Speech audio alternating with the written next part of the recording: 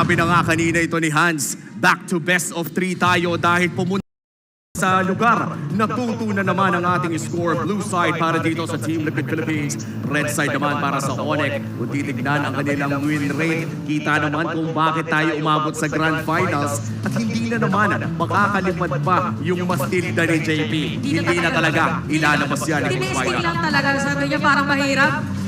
Hindi na lang natin yung open.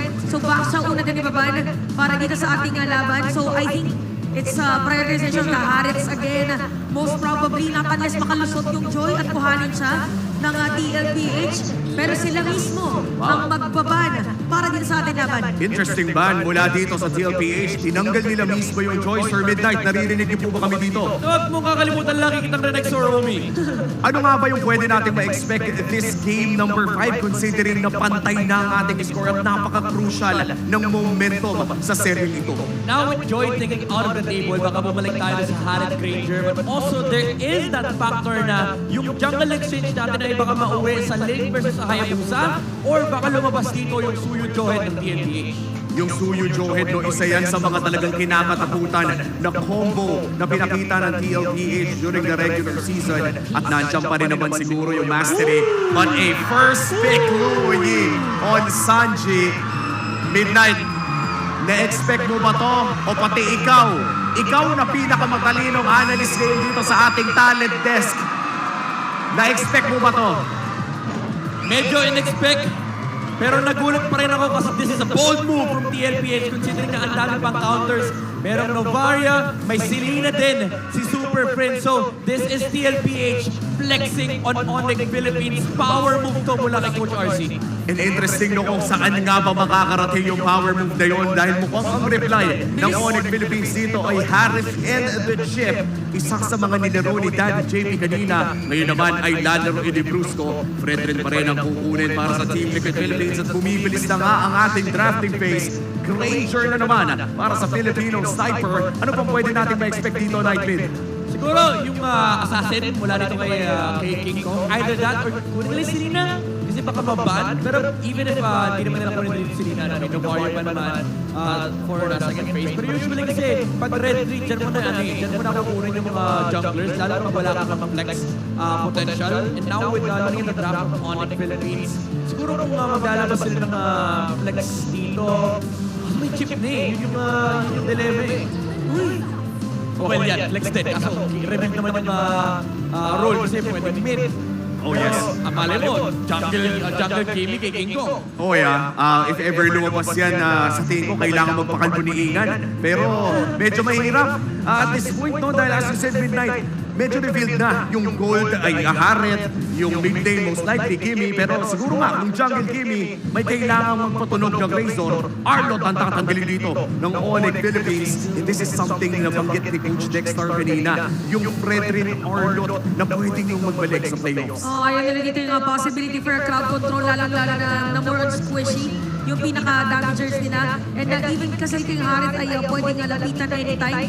So ngayon, para sa side ng Onyx, pwede lang i-limit yung possible na flex nung Fredrin. Pero so far kasi TLPH parang fixated din sila on having Miss Fredrin sa hands ni Carl Casey. Tapos more on blues naman. Para ito kay Sanford, pwede ganun pa rin yung maging root. Pero baba nila dito yung Pobius.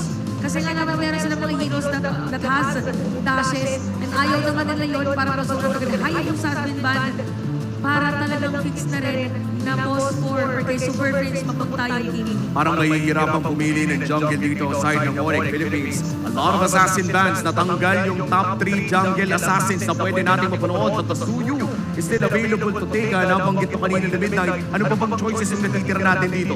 Maybe the Lancelot once again. In-enforce naman ng TLPH dito yung Lancelot ni King Kong. Pero pwede naman nilang i-relegate na yun sa last pick.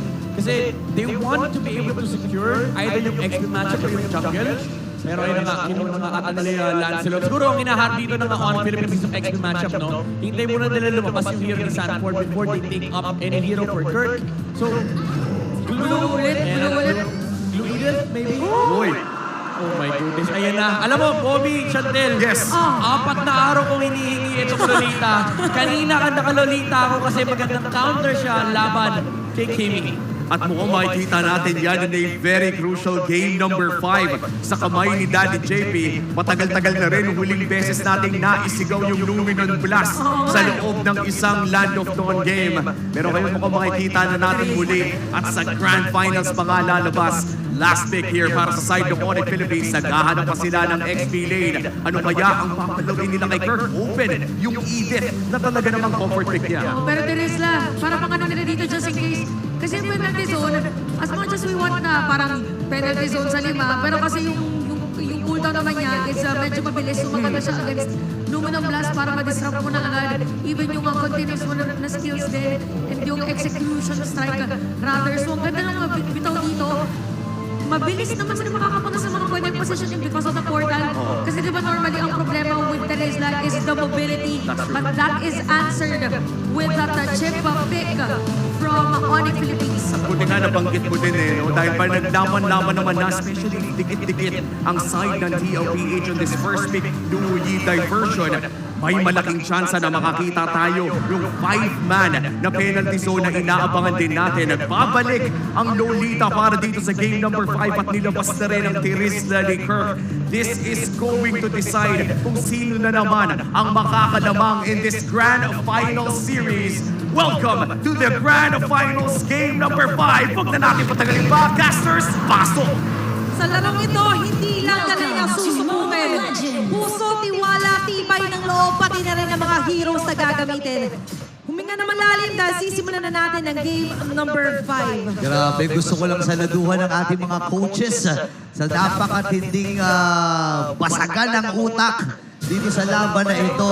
Who would have imagined na lalabas yung matagal lang hinihiling ni Midnight na Lolita? 3-1. Rehearsal pa lang, sabi ko na may maglololita eh. Pero ito pinagpaparan si JE. Napanin naman yung duration na walang bulwark dito, ano, or yung shields mula dito sa isa ng Lolita. Pero ang madaya kasi dyan, yung naibabalik yung stun at saka yung traction Yeah. pulse. Let's talk about kung bakit nga ba ina-expect rin ni Midnight itong isang Lolita nga. Dahil nga, nagkaroon ng rise onto Akimi pick di ba? Yeah. Ang daming ang daming projectile na binabato ng mga flex heroes ngayon, lalo yung mga Kimi, no? Even yung mga marksman, ang daming projectile, yung mga troll nila Granger, yung mga Moskov, and dito sa bottom lane, mga pressure. Okay, binipigilan na makalapit.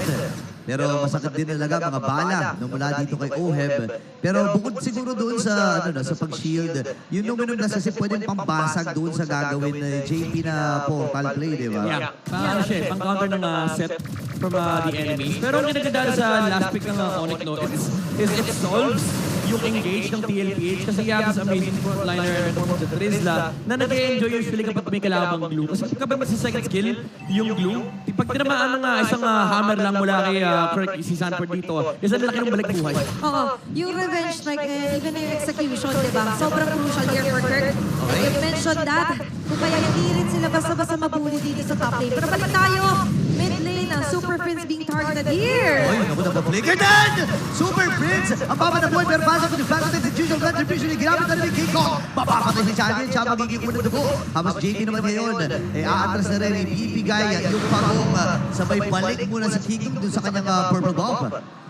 Minag-mintis. Ang ganda ng attempt eh. Napakalupit ng attempt mula kay Sanji pero may hindi tumamang skill mula kay Sanji and si King Kong. Binitawan mo yung purple. Mas importante na i-punish niya yung flicker play na ginawa ni Sanji ron. Pero pag TLPH, kasi naman sila kasi nakuha nila yung neutral objective ng game. So kahit pa paano, even though that's the first blood, first turtle naman para sa TLPH, pinag-usapan nga natin crucial yung combinations talaga ng Luli to totally maximize the vacuum.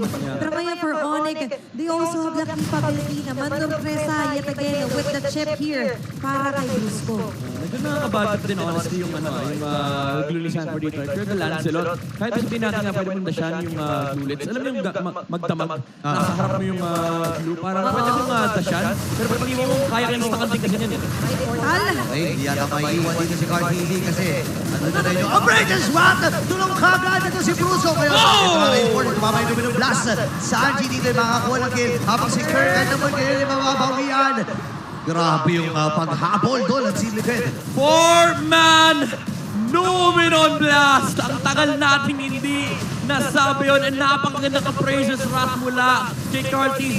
Full stack, full damage, isang ampas lang nawala yung chip. And that's what you want kapag ka-Fredrin ka. Pero sa may bandang baba, pwede maging 2v2. Brusco just chasing down someone na pwede magtago. Pero sa ngayon, full-on fight yung meron kang Lolita with JP. Oh, mid lane. Okay, sa gitna naman si Super Prince. Naku po, tinamaan ng energy eruption at si Sanjay free-hit lang with that dispersion and rotation. Grabe. Di ba tatapos to? Grabe naman si Curtis. Doon palaban eh. Fredrin man. Alam mo, sobrang importante kasi, again, no, for both teams na i-clear yung mid. Dalawa sila actually mag-clear niyan, parang basically yung supercharge. Walang dandruff dyan sa mid lane. Wala. Diba? Supercharge with clear talaga. Tsaka kung kanina akala nyo, makiklear nyo na siya, ay hindi. Nakabanat pa ng Appraiser Sun. It's all in all. Ito yung mature version talaga ng Carl TZ na nakakita natin. Hindi na ganit sa farm. Alay sarili para sa object diba. Mas King of with up and Okay, okay. Phantom execution at saka yung penalty zone na nagamit. Pero huli ang mga microorganisms doon habang si Carl TZ naman ay kinuha na yung Bilis ito, diversion play. Diversion play. Dadaan ba si King Kong? Okay. Okay. Medyo nakakilig muli yung mga ganong execution ng diversion ni Sanji. Supercharge muna, supercharge. Linisin ang dandruff. Okay. Oh, pero ngayon, ang kailangan din na malinis actually yung play dito as far as Onyx Philippines. But by the way, guys, it's going to be, at yung last time na nakita natin ng isang Lolita played in the grand final sa MPL Philippines was in season 11 by then Echo Romer na si Yawi laban sa Blacklist International. Grabe ka na, Lolita. Parang sa liquid na lang ata. Sa liquid na lang ata yung nag-pick dito. And bukod pa doon, nakikita natin kung bakit nga ba sobrang gana niya. Pero ngayon, gana, kunang ni Carl. Okay, kahit makunat, kaya lang ang dami kasi ibinabato sa kanya. Gamit na rin talaga. Boy pa rin! Si Fredrin man, tinawag na ang tropa. Dash in mula kay Kera. Patay kagad dito si Scar Dizzy. Magiginay siya. Tayo si Sanji. Napakulat, pero mamatay din. Habang doon sa may bandang gitna, may habulang nagaganap! Oh, ladies and gentlemen, nakabawi din. 2-4-2 ang naging palitan. Pero may hampasan pa rin. Nagkakangawitan. Itong parehas na XP laner. Pero tinawag na si Oheb at pinag-normal hits. Ang sakit pa rin yung mga hampas ni Hammerman. Pero mamamatay pa rin sa kamay ng Team Liquid. Nakilang dodge pa rin si Kirk doon. Pero Onyx ramping up the pressure. Alam nila, kapag kasama nila yung Trizla, kaya nila i-match yung frontline dito ng TLPH kasi yung dashes na nalilimit and you also supply the frontline defense for the Hara to be able to take over the team fight. Kaya naman na-dive si Carl TZ doon sa ilalim ng Torre and even yung Lolita, hindi ganun kaganda yung oras niya kalaban yung Trizla. Okay, diversion play. Yahatid si Carl Kizzy. King Kong, napadali doon yung Purple Bomb at still babalik kahit sa mid lane na kung saan nabubuo yung pressure at yung tension. Pwede magkaroon ng chase down, but still yung turtle, kailangan nila magsimula ni Carl Kizzy. Okay, pupuntahan na dito yung pag-open. Pero mamamayaan na ata nila yung bottom lane. Ibibigay nila ito para lang ma-secure na ng mabilisan itong pag-open. Actually, pwede nga pag-umagaw yung mga green camps, pero re-respeto na rin ang Team Liquid. Trades na lang ang hinahanap dito ng Onyx Philippines. They don't want to give TLPH the momentum that they can amass. Kasi ang ginaganda na itong line ito is ang lakas nilang makakamuna ng mga towers, ang lakas nilang engage, and ang lakas nilang protektahan yung objective takes ng Granger. So ginagawa ng Onyx Philippines, pinapalaki nila yung mga mapa nila. Alam nila at some point, mag-focus dito yung TLPH na i-brute force yung mga objective, i-brute force yung mga lanes. So the way to go is by splitting the map. And somehow, gumagana naman yan. Hindi naman sobrang lagging behind dito ang Onyx Philippines. But still, ang isa sa kinakarap nilang problema ni JP and Sanford, papasok si Kirk. Bumalik yung traction pulse. Pero ito na si Bruce. Sa may madaling kong tinawag si King Kong. Ngayon, ipit ata ang Team Liquid Philippines. Pinagpapalala si Team Liquid. Pero tumama! Numano plus!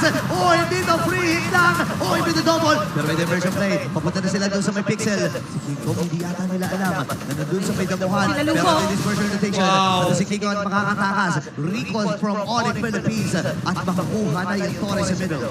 Nandoon yung pag-brute force na naman ng TLPH. Trinay ng Onyx sagutin yung ginagawa dito ng Liquid. Pero even if tawagin nila si King Kong, wala na kasi yung penalty zone. Yeah. Hindi rin nagamit yung mga dash kasi nakaharang yung Fred Rin. Baka ma-energy eruption pa yung Lancelot and JP. Finding that initiation. Kasalanan niya yung dalawang naabot niya rito sa Onyx Philippines. And that's the kind of luminum blast na na-miss talaga natin. And looking at our instant replay, Ayun, maganda oh. yung idea nila Brusco. But don't forget, you do not discount Miss Lolita when it comes to the crowd control. Saktong-sakto kasi kakagamit lang ng Purify. For sure nagsisigawan yan. Dadag Fury, dadag Fury, dadag Fury. Grabe yung bitaw na yun eh. And eto na naman yung listahan ng kasalanan ni Daddy JP. Lumalaki na naman. Lumalaki na naman ang listahan at kailangan masolusyonan ng Onyx. Isipin mo yun na may mga kasalanan si JP tapos susolusyonan pa ng Onyx. Oo, and ang nakakainis kasi doon, sila yung pinagawa ng kasalanan eh. So, syempre, kailangan nilang ayusin yan. Kasi ngayon, ang daming counters ng TLPH, hindi na nga mabaril ni Super Prince kasi may shield. And then, hindi pa sila pwede mag-aggressive kapag may numen ng blast. Tsaka yung maganda yung attempt nila doon kay Oy, pero problema pa rin naman nahuhuli sila ng Golden Portal. Okay, binasag na kagad yung board. Hindi makakasama si Kera Sanji. Nakuha yung Lord ngayon. May imitata si Kirk sa kamay ng Team Liquid Philippines. Diversion. At ang stomping din narito na diversion play. So may madali ko na hindi. Prince! Ito over Prince. Pumasok na si Carlito. JP tatama yung Sol. And Owe, buhay ng double. Grabe ang stomping ng Liquid. Wala na silang magawa. Even yung portal sinasalo ng TLPH ng buong buo. Ang daya ng solusyon nila. May energy eruption, may duality, tapos may bulwark. Sino nga ba naman papasok sa portal? Di ba, paano ka pa hihinga kung lahat ng pwede mong pagdiskitahan na player, laging meron mangiipit sa'yo. Now, the Lord is on the hands of TLPH. Kingdom is doing his best kahit pa paano makapag-speed push, pero babalik tayo dito sa kailangan ng depensa. Carl! Si Carl Casey, nakatakas siya ang Super Prince, pero ipitaka siya din si Sanjay, may ipit din. Flicker na gamit. Lahat ng mga miyembro dito ng Team Liquid, hindi na may flicker na. Luminum Blast, hindi yata naikasa. Pasok yun dito ang Onyx Philippines at mamamatay si Brusco.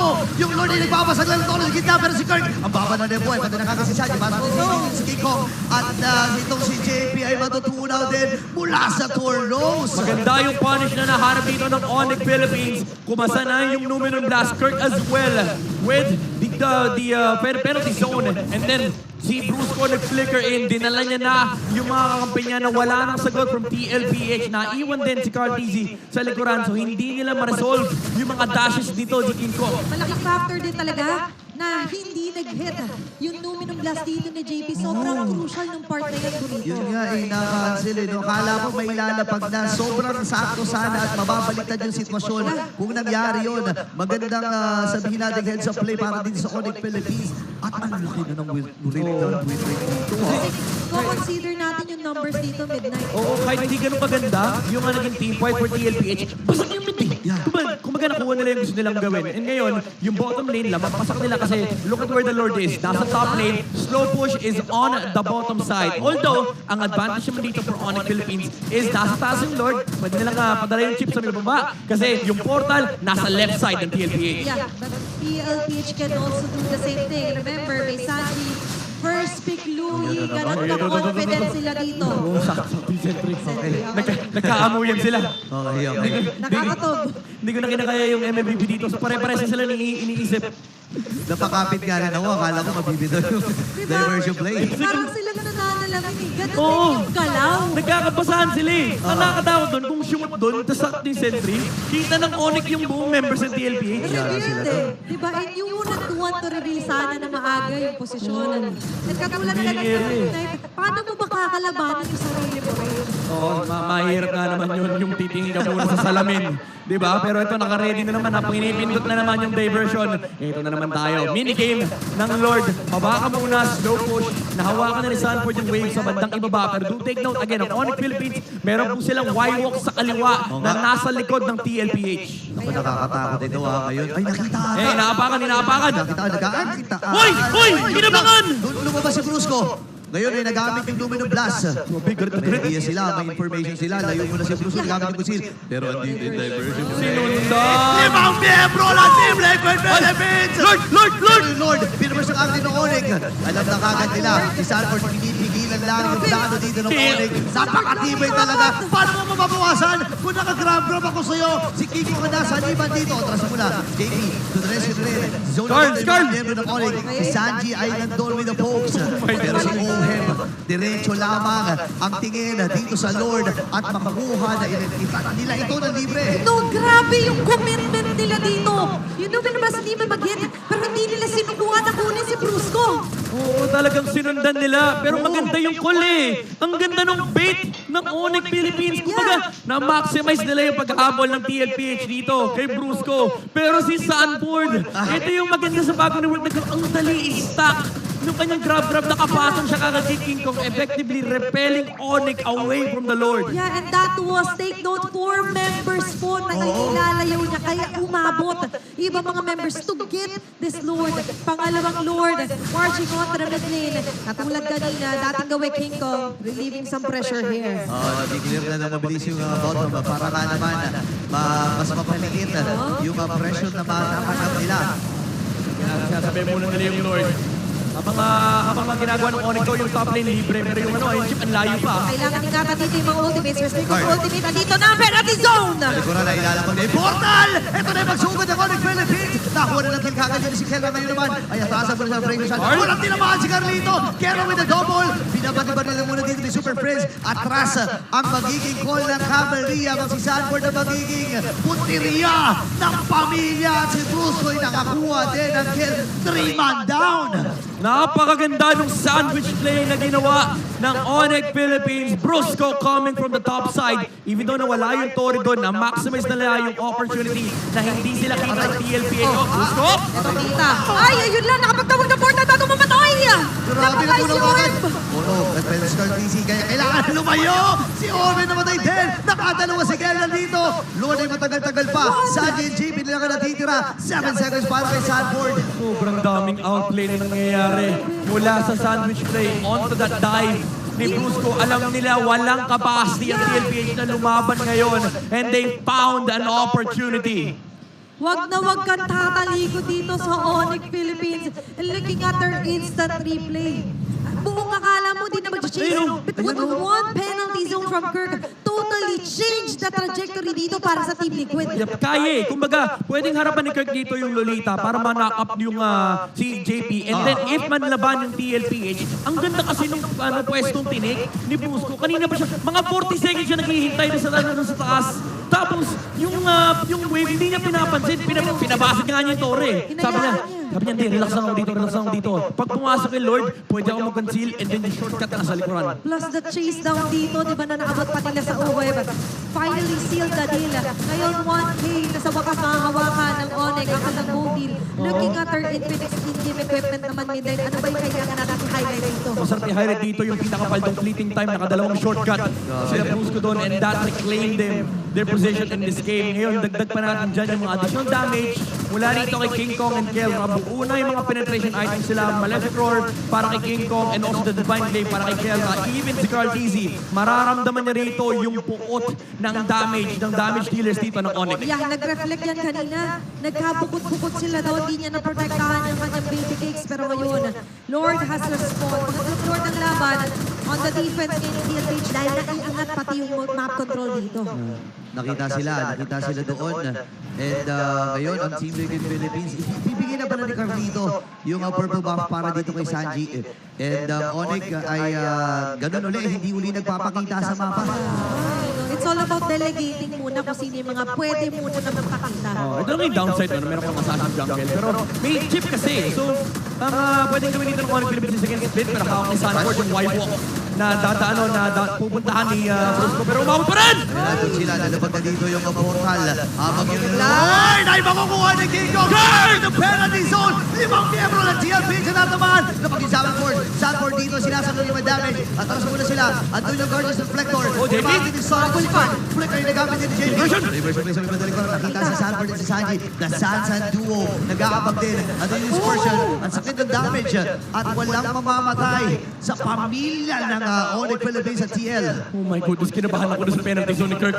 Yun na yung hinaharap ng Onyx Philippines. Pero nanlaban yung TLPH. Ang laki ng proteksyon na binigay ni Carl Easy sa may front line with the energy eruption as well. Pero andun yung pag-punish. Wala kasi Numinor Blast. Ginamit ni JP para ma-secure Lord. Pero umabot yung Thorn Rose ni King Kong with the retribution. Ang maganda rito for Onyx Philippines is sobrang disiplinado nila. Sabay-sabay sila ng disengage. At totoo yun, tinamaan lahat ng kailangan tamaan with the penalty zone where Kirk. Pero ngayon, by getting the Lord, makakaabante na naman ng gusto ang Onyx Philippines. Galera marching on the bottom side, mid lane naman ang puwersa ng Super Fam. Okay, kumakapit lamang dito ang Team Liquid Philippines. Inaantay ang pagsugod ng Super Family. Yung Lord ay nasa may bandang itaas at doon sila nakatingin. Okay, nakatingin ang lahat sa kung ano nga ba magiging next move dito nila Kirk. Especially here, na sobrang vulnerable ng Team Liquid. Yeah, pwede mag-all in dito yung Onyx Philippines pero nakakatakot din kasi yung threat na kapag pumalya sila may diversion play na pwedeng humabol sa kanila. So, classic approach mula sa Onyx, lilinisin mo na lang yung towers and then probably wait for the next Lord. Yeah, hanggat maaari, you would want to rest na magkaroon ng punish agad sa'yo. Ang bilis ng punishment nila sa isa't isa eh. Di ba may chase? And you have the portal here para kay Brusco din. Ang hirap pala maging immortal, pre. No? Pre, Ang hirap, road to immortality, pre. Pag road to immortality ka, pre, di ka pwede huminga. Hindi talaga eh. Oo, kaya yung mga audience, buti nga yung mga audience nakakahinga eh. Okay, inhale, exhale, makakadepensa. Yung firepower naman enough dito, midnight, diba, for TLPH. Yeah, kaya naman nila. There's a lot of crowd control from the side of TLPH. Pero ang ginagawa kasi dito ng Onyx Philippines, nagtatapon sila ng katawan. Yung katawan ni Brusco, yung katawan ni Kirk, napaka-macho. Kaya-kaya nila saluhin yung mga damage output na nagagaling dito mula kay Oheb. And tinatahi na ni King Kong yung pahina dito ng Onyx Philippines. Basta maabot na lang si Oheb. Yeah, and it all made sense na nga lang din. Kasi doon nagsimula actually yung pag-rise ulit dito ng Onyx Philippines. And now, looking at the position, sobrang crucial na naman na walang mabukod, walang nag-iisa kasi nga yung mga pick-off ay sobrang high. Naabangan yung wife mo. Naghahabang sila sa wild. Grabe, no? Hinihintay nila na eh. Nagbubukas yan eh. Nakikita mo nagbubukas yan eh. Pero ayaw i-check. Ayaw i-check ni Brusco. Nagpapanggap siya na hindi niya alam. Patay mali siya lang kumbaga.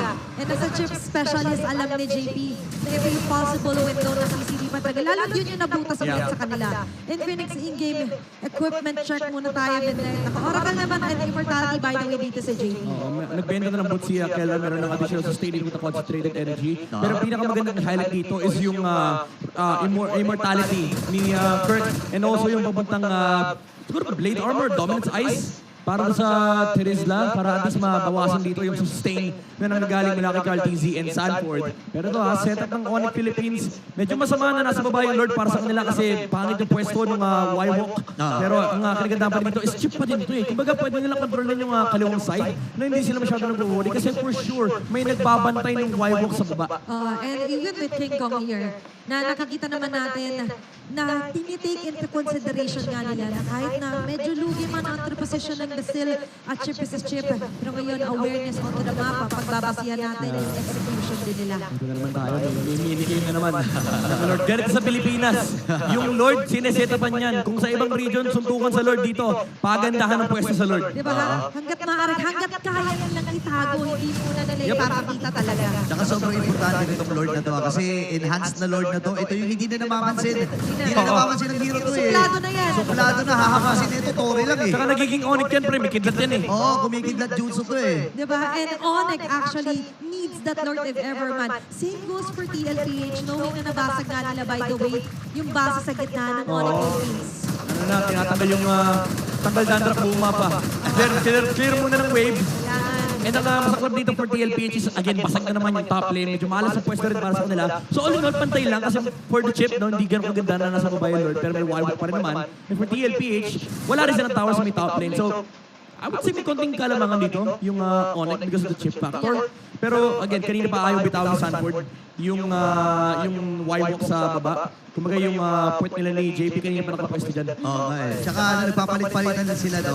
Bababa si Sanford, tapos pupunta rin dito si JP. At sobrang importante na to para sa Team Liquid Philippines. Ayaw nila na maunahan din at mabigyan ng window ang Onyx Philippines na makapanalo. Kasi for sure kapag isa, dalawa sa member ng TL ang natumba dito, tapos ang laban eh. Bawal ka mga awit dito. Oo, 2 minutes na yung Lord. Sabi niya, ano bang balak kong gawin sa akin?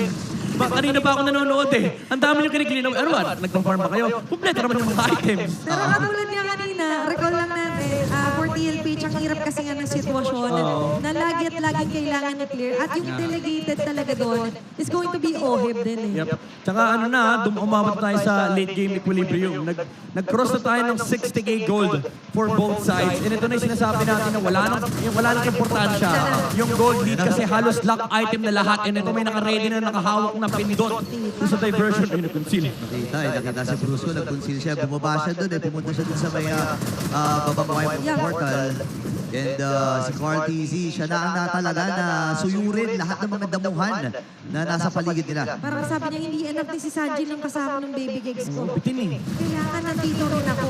And the protection naman ay kailangan talaga for OHIB. Bibigyan ko kayo ng context bakit hindi pwede TLPH yung magsimula ng Lord. Kanina pa nila hinahayaan yung Onyx na mag-start kasi may flicker yung chip. And ang nakakatakot kasi dito, pag nag-Lord yung TLPH, kailangan kasama dito yung ka-baby kicks ni Carl TZ. Nakakatakot kasi dyan is baka ma-flickeran yung Ranger. Sa bagay. At ang malaking factor yun kasi pinakagagalingan ng damage dito is going to be OHIB. Yes. And yun for Onyx naman. Very important din to notice of course is Kelra and King Kong. Medyo natatakot nga ako sa gusto gawin ni Sanji. Yung diversion niya kasama yung Ranger. Oo eh. Alam mo naman, kailangan nila ibago yan kasi yan yung isa sa mga main damage dealer nila. Pero simulan na yung Lord, itutuloy ba to or i-reset? Nakaabang si Carl TZ just in case. Kasama niya si OHIB para if ever magpakita si King Kong sa may top lane. Pero kasama rin nila si Sanji. And tinetesting ni Sanji kanina pa yung range eh. Abang naman sa Lord Pit. Grabe yung macro dito. No? Napakatindi ng tiisan dito, pre. Meron tayong record by the way ng pinakamahabang Lord Dance. Ang record po natin ng pinakamahabang Lord Dance ay 7 minutes 11 seconds. Wow! So far, yung Lord Dance na to, 4 minutes and 30 seconds na. May mabibit nga ba ulit na record for the Lord Dance dito sa FPL Philippines? And kanina nga sinasabi natin, nagka-test ng waters dito sa Sanji ng Rage. Kaso nga lang ulitin natin, pwede kasing makikapahamak or ikabuti ni OHIB yung gagawin niya na paghatid. Yeah. Ang pinaka-importanting target dito na hindi makita ng Onyx Philippines is yung Fred Rin. Honestly, pati yung Louie, pero as long as di kita ng Onyx dito yung Fred Rin, kasi baka mamaya biglang sumulput, dash in, sundot, retry, kanila may Lord eh. So, hindi rin pwede i-list ng Onyx Philippines dito yung, oy! Diversion play. Okay, 5 minutes, 2 minutes to go. Napakatagal na itong Lord na to. Alam mo, ano na nga, nagtatampo na nga yung Lord na yun. Wala nang umakampas sa kanya kanina. Hinahampas-ampas pa to eh. Okay, staff, check muna tayo dito para kay OHIB. By the way, 51 onto his Sky Cursor. Akala nyo yung laro dito sa MLBB, suntukan lang. Hindi, may minigame dito. May MLBB part 2 dito. Ang daming side quest na kailangan gawin dito ng mga players natin before the main quest. And yung main Lord natin, kanina pa ito nangangawit midnight. Ngawit na yan kasi kanina pa may hidden chest. Between these two teams, no? Nag-Queen's Gambit sila. May yung nag-uutakan, saan ba tayo pumwesto rito, G? Tapos sa kabila, kasi Brusco, dito ka lang, pakita ka lang dito, pwede mag-portal. May ganung ano pa, may ganung labanan pa. Oo, kahit tayo napapa-overtake, ano nga ba yung posibilidad? Busko. Nahanap si Oheb. Oy, Carl. Pag mag-points, Carl. Kita nila yung Fred Rin. Ayan na, si Brusco ata. Magkuhan nila. Pero nandun na ang tropa. Onyx Philippines, hinumaban na nito mag-examine force. Atras mo na din si Bigod Philippines. Pero si King Kong sa likod ng naging punteriya. Namatay na si Carlito. Atras muna ang tatlo. Ito si Sanford na kasalip din. Mapapatay ba? Itong nasa iban niya, yes sir. Patay si Brusco dito. Pop yung imo. Mid! May nagaganap na niluluto ang Team Liquid Philippines. Base locking na sila dito. And we have the match point. Team Liquid is doing it! Securing the match point para sa ating Grand Finals! Men! Sobrang anticlimactic nung nangyari. At tagal na chess battle.